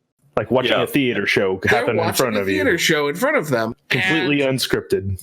I can respect that. And at that point, you like walk away. You're like, there's nothing I can do for you because you're doing what you enjoy. So who am I to judge at that point? Thank you for your weekly $5 donation. Yeah. Like, Well, and that's a good point. So storytelling in this was a very different experience for all of us, right? Yeah. You know, when you go from the tabletop where you're catering everything to your players, you're creating all the stories, you're making everything happen, you're playing all the non-player characters, you know what's happening at all times. When you go to a LARP and you run that thing, you have no clue what's happening. Yeah, you're a rules judge, and you're throwing out some candy to the really bored or wallflowers, and everybody else, you're listening in like everybody else. What's going on? Like, are you showing up to super secret meetings? Sorry, I'm just a storyteller. I need to listen into what. I have a damn clue what's going on. And it was always funny because when you walked in, things get real quiet. Yep. Yeah. Don't mind me. I'm just an ST. Just keep doing what you were doing. I just want to see what's going on. You know. Yeah. Hey, I always used to remind people I get to hand out a roleplay award at the end of the night. So go on, carry on. Well, it's interesting because there were different types of storytellers.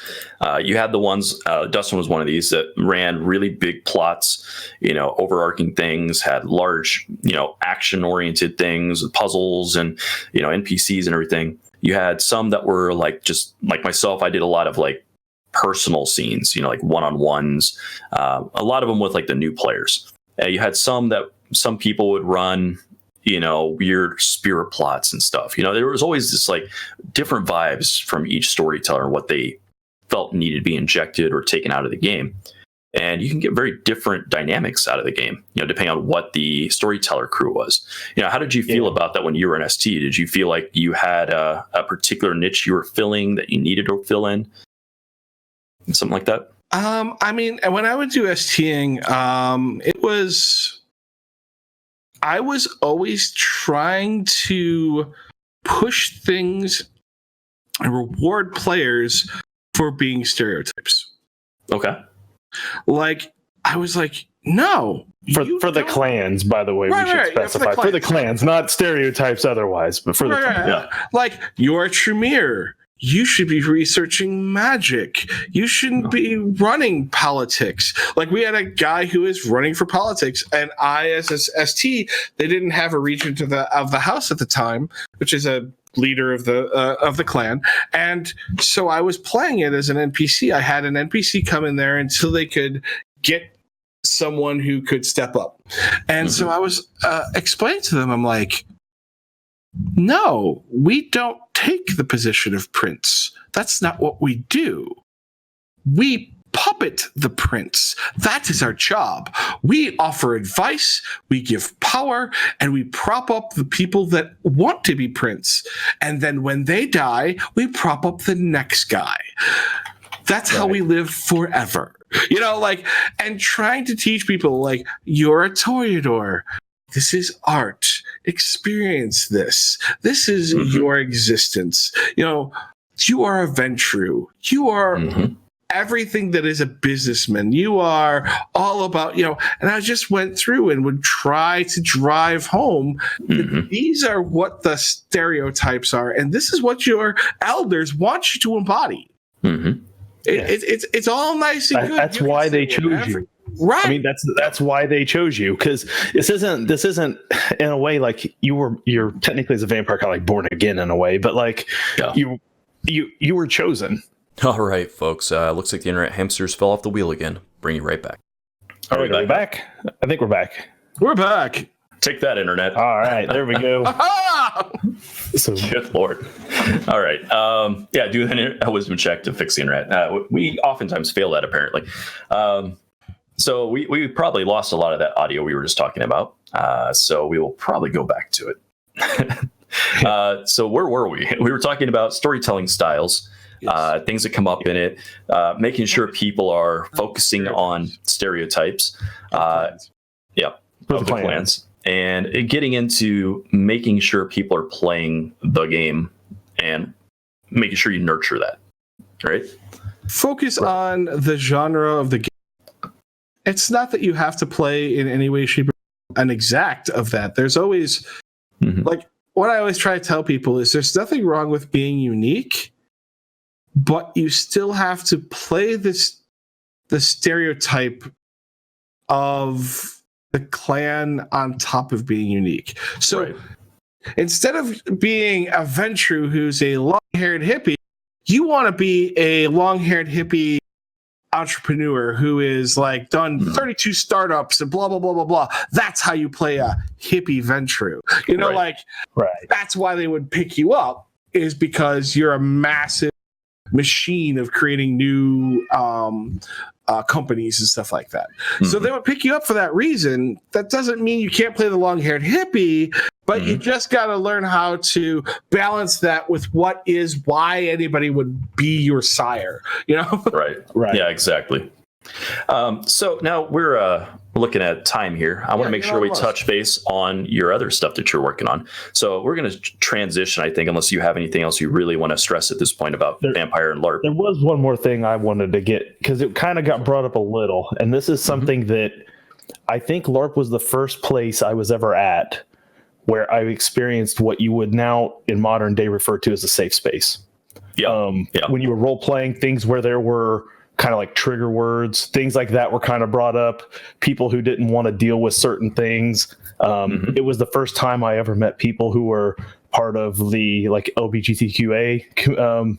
You know, like there was a very strong representation in there at the time, and I think it was because they were allowed to be these things and themselves in a way that was safe for them to kind of experience. And so it's the first time I think I ever encountered a lot of that. And I don't know if that's still the case, but it was definitely something that I know Joker had brought up, how he had a lot of people come out of the closet in his game because of that. And I felt like we saw a lot of that in our LARP as well, like people that gravitated to it at the time.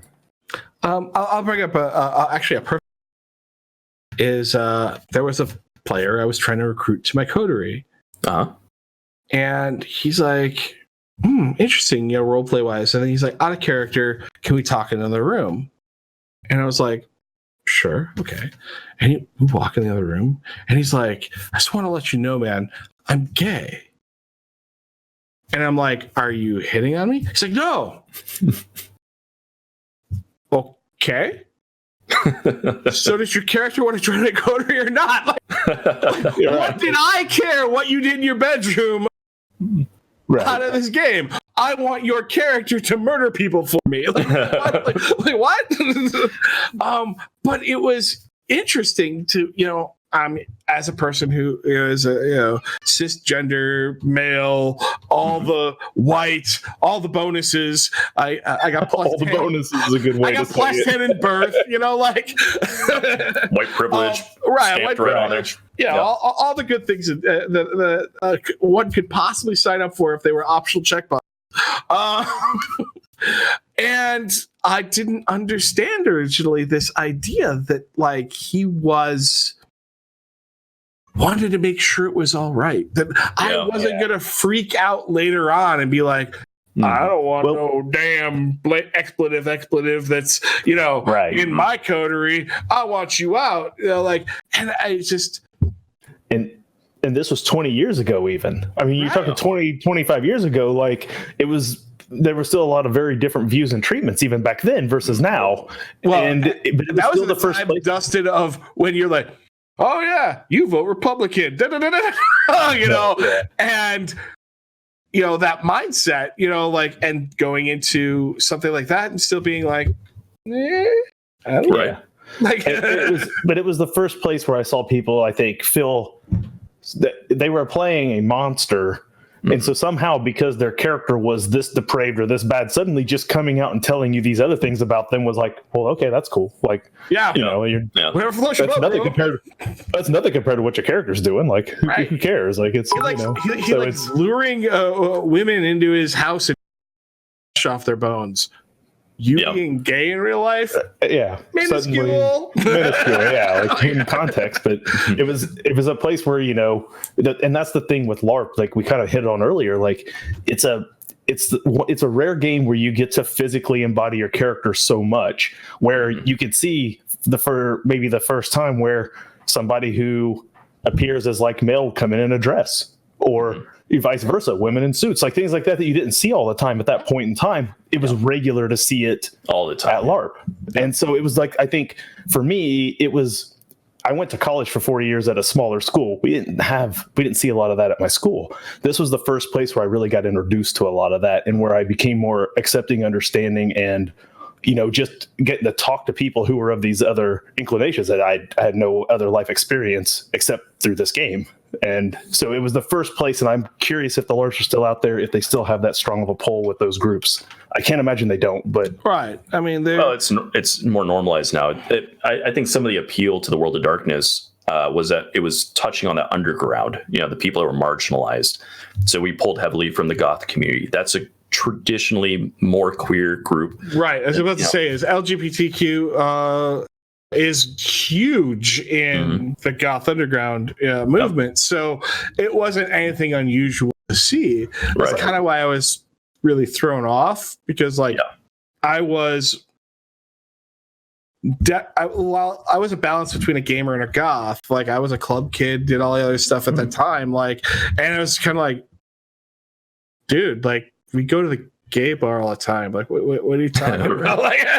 Right. Before he gets lost here, somebody, Leviathan redeemed a wisdom check question with some points. That's something you guys can do. Right. Guarantees we will ask your question if it is not super inappropriate. They want to know, did Phil Walken get out alive? If not, what took him down? Phil Walken was a legendary, huge, crazy big player character that he was like God mode across the United States. Like, he was king of the kings, basically. It's important. He says this close to me killing him. I ran down a hallway bouncing, but I didn't kill him because he was my clan. I just needed to make sure he knew his position. Wow. Got close. Now, I did want to make sure we touched on some of your other stuff. So that you got some love as well. We're kind of coming down to the last 17 minutes of the show, so I at least have some space for it here. So we should talk a little bit about your show and what you're doing over there. And go ahead and give us the elevator pitch. All right. Well, I appear on we're basically a network, I guess, now, called Smart Gamer Live. We run 2 different shows currently out of there under that title. One is called Community Hall, which has usually about 6 guild leaders that have built video game communities. And we talk about things in upcoming games, particularly in the MMO genre, that focus on everything that affects communities. So, okay, if we start this game, what do you want out of that game? What do you think will best encapsulate your community? How do you think certain other things will encapsulate communities? How do you treat your officers? How do you recruit officers? How do you do all these types of things? We do a lot of training on how to be involved from the player level all the way up to the leader level of building internet communities. I have been running one for 20 years, gaming group, and we hope to run another 20 more. Which is where the name Malice comes from. For people who are curious, that's where the tag Malice comes from. It's his online tag. These are really valuable things, by the way, for the chat. Like, this sort of thing is often overlooked. People come to a game, they expect the game just to happen, and that's not the way it works. People have to put in the effort to make sure the conditions are right. That there are people who are buying in to what the game could be, and making sure that people that are around them are having a good time, not just themselves, so that there are people to play with. So, this is great content. I would love to see more of. So I'm glad you're doing that show in particular. And then I'm also doing a second show called MMO Grind. MMO Grind is focused more. We either talk about the kind of the crunchies of video games, like what do you believe that the role of tanks are in the current modern MMO scheme? Tanks are dead. They're not. You're a sucker. To having guests that are like, we're planning hopefully tomorrow when MMO Grind comes back up.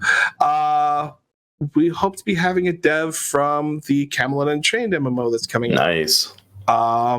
So hopefully that all goes as planned. You know how that goes, right? With guests. Yep. I was almost not here. So we focus mostly on that and guests and talking about the back end of games and things like that. Thus the MMO Grind. And we're actually Zaylin and I, Zaylin is the guy who originally started Smart Gamer Live. Mm-hmm. We are working now on a project to start putting out YouTube video of actual gameplay. We're going to just start doing gameplay talkthroughs on new MMOs and old MMOs too. So we're just going to play through games, talk about them, talk about how to be better in them, etc. Okay, so is it like, instead of just a let's play, is it actually game analysis and coaching? It's more of a game analysis and here these great things. It's more of a instead of going, this one thing you will never hear me do as a person that runs a guild, or when I was a storyteller, I will never tell you need to play this, or this is the best gear, or this is this. I always view things from as a warrior, you're probably strength based. So here are the long list of gear sets that you can go for based on the based on the flavor you want to achieve. Because I'm going to be the first person to say I have run into way too many players who play things that should never work, who are God mode in games, and you can't say everyone needs to be some cookie cutter. Junkie, right? You want to be able to go, hey, and this is how I'm going to kind of view this show, is focused on this idea that, hey, this is what a fighter does. This is how the general concepts, and I want to teach you those core concepts of what this is. I want you then to make the personal decision of how you want to take those concepts. Take that critical thinking one step farther, as opposed to just telling you how to play the game. And it's really cool, though, because with more modern MMOs, they're more sandboxy. They're more free form in how you can build. You take something like Arcade, there's like 12 different skill trees, and you can put them in any combination of 3 you want to make your class. So, I mean, there's just, it's really open-ended in how you can build. So, the idea of, back in WoW, there was like fighter, druid, and paladin were your quote unquote tanks, and only one of them really did the job well. And but now it's a lot different in those games. So there's a lot more analysis to be had now versus there was, in the older MMOs. So it's right. It'll be interesting to see, I think, what's a newer MMO at this point, but we're still waiting. But we're definitely looking at things like we're starting off with exploring Guild Wars 2. That's a good place to start. I'm re-downloading Guild Wars 2. There's supposed to be a big balancing patch come out, so we're kind of gotta wait for that balancing patch to hit. And like I've re-downloaded Star Wars: The Old Republic, and we're starting to just get into these what are now old games. Really, is that game still around? Yes. But that's all that there is. Putting out new content all the time because wave of games comes out. Yeah. And after, if you all out there want some fun MMO drama, I hope that you come out to Community Hall on Sunday because we are going to be talking about the ranting and ravings of a current MMO that is going to be launched called Camelot Unchained. And I believe that most people are going to be involved in kicking it in the dick on repeat. Is there an open seat for Sunday? Possible. I may have that day off. I may have to make another return trip to Town Hall. So no, it'll be some good times. Is it an issue of quality, or is it no? Where are we living here? What's the angle? We'll just say that they give them the Cliff Notes version. They've decided to announce that they are launching a new game.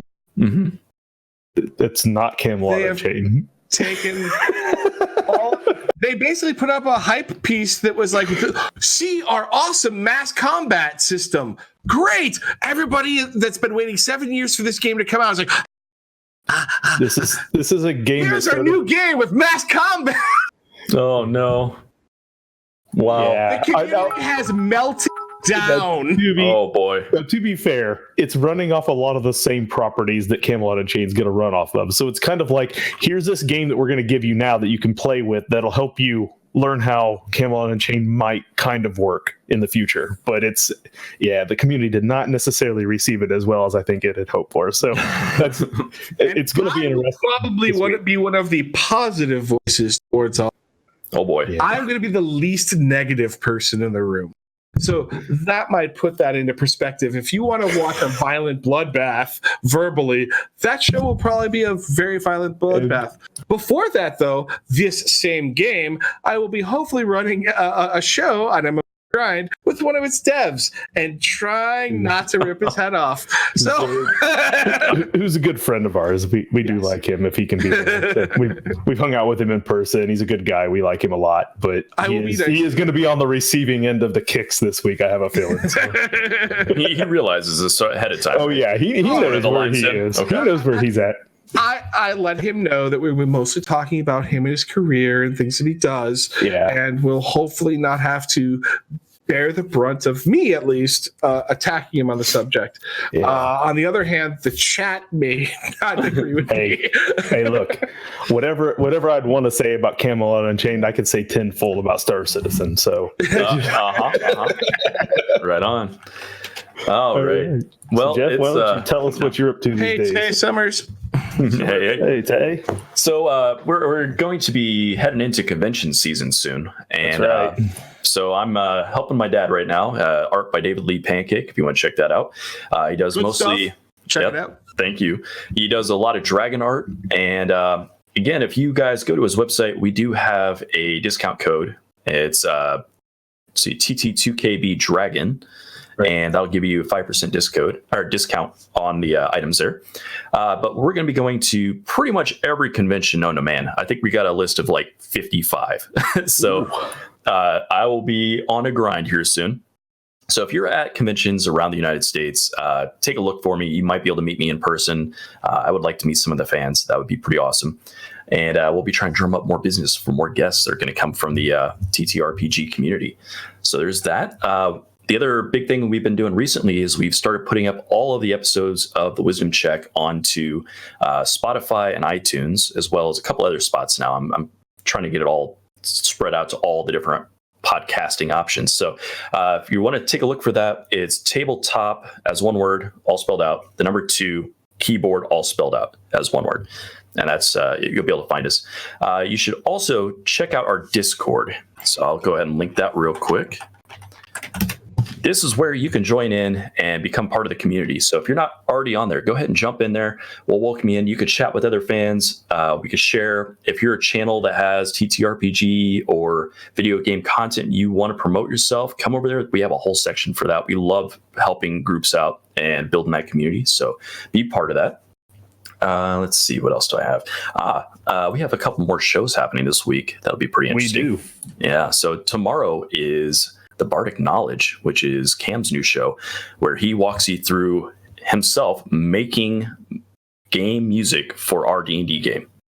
So he's going to walk you through using all the audio equipment, all the software. He's walking you through. He was a music major, so he knows all the technical ins and outs of it. And it's just really fun. He ran it a couple weeks back. It was excellent. Basically, what you're saying is a bunch of stuff that's going to make me really jealous. Feel pathetic about running my game. Got it. I understand. What you're going to do is when you see him put down one guitar and then pick up a second guitar and explain to you why he has to switch guitars, and then you're going to be like, he needs a second guitar. I'd be lucky if I could just play one. Yeah, so it's going to be awesome. Please come check that out. We'll have that. Make my music for my game. It might become a thing. I don't know. So we have that. Wednesday night, we're playing 7 Days to Die. So if you want to come on and watch us bumble through the game, most of the TT 2KB crew should be there. And it's going to be a horde night. and we're in my glory hole. God, no. For that one. It's going to be great. So bad. You've been watching the past episodes. You've seen the glory hole bunker. It's not going to work, but it's going to be hella good entertainment watching it fail.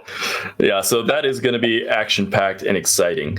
Our mod Airlaser just posted in the chat there a link to our YouTube channel, so you'll be able to find all the backlogged episodes of the Wisdom Check. We'll be putting our episodes 7 Days to Die on there.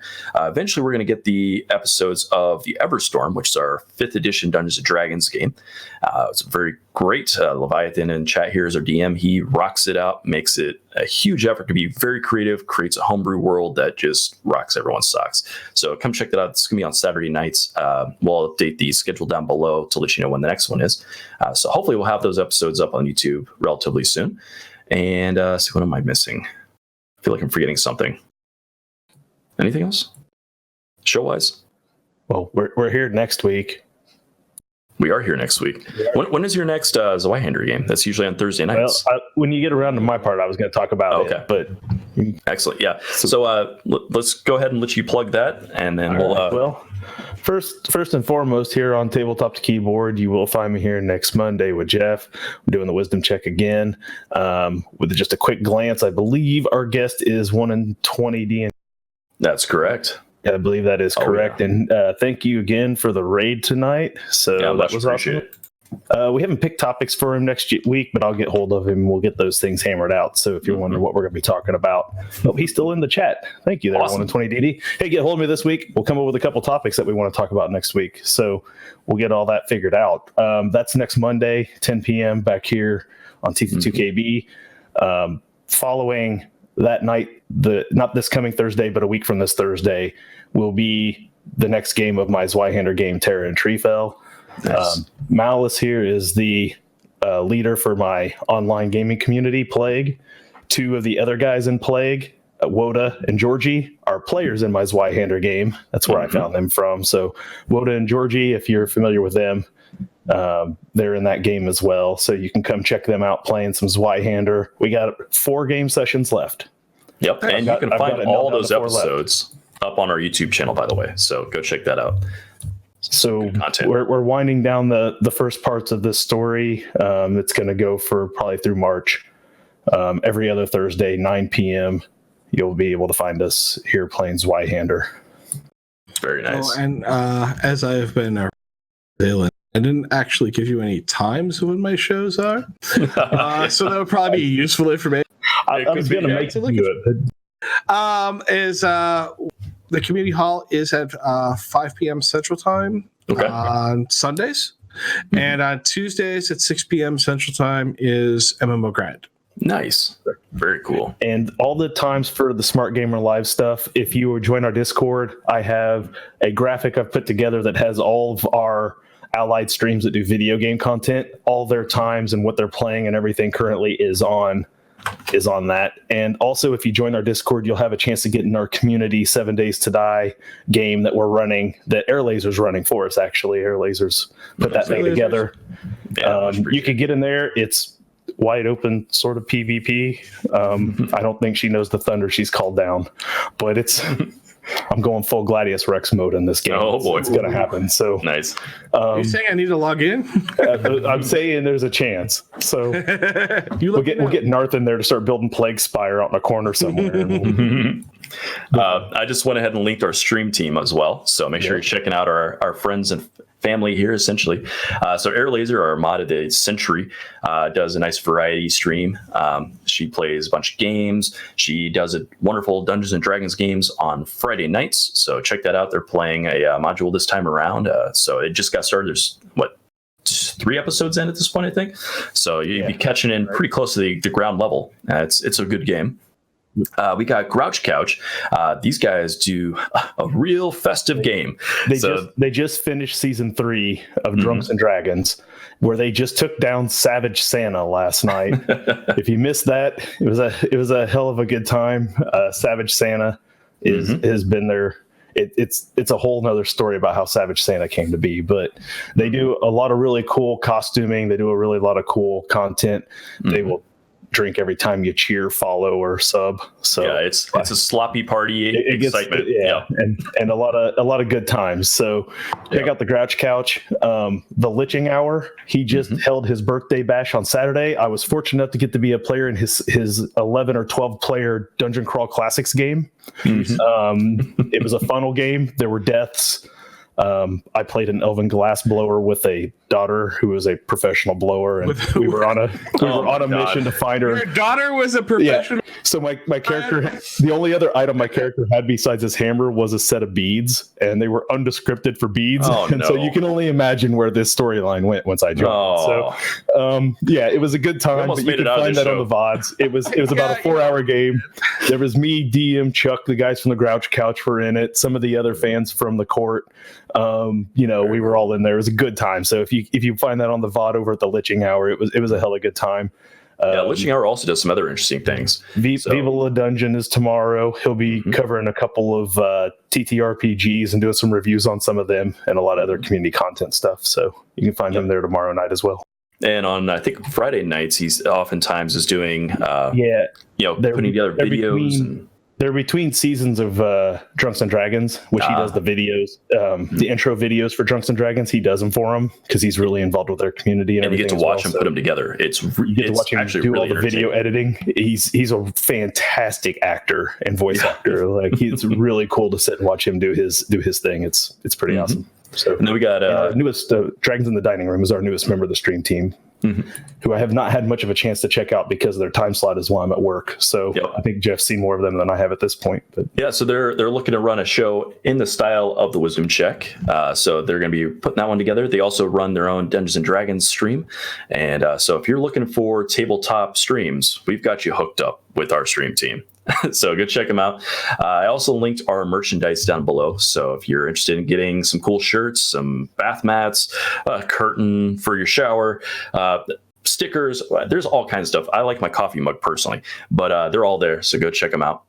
And I think that pretty much sums up all of our plugs. I can't think of anything else we're missing. I think that's all of them. I think it's it at this point. So. All right. Well, thank you very much, Malice, for coming and joining us and sharing. Thank you very much for having me. I mean, it's a lot of fun. I've been poking Gladiator. Oh, lost audio. Lost the audio all the end there. That's great. I think you're back. It just clipped. Start again. There you are. You're back. I said, thank you very much for having me. Poking Gladius there who is Dustin to be on his show because I keep having him on mine.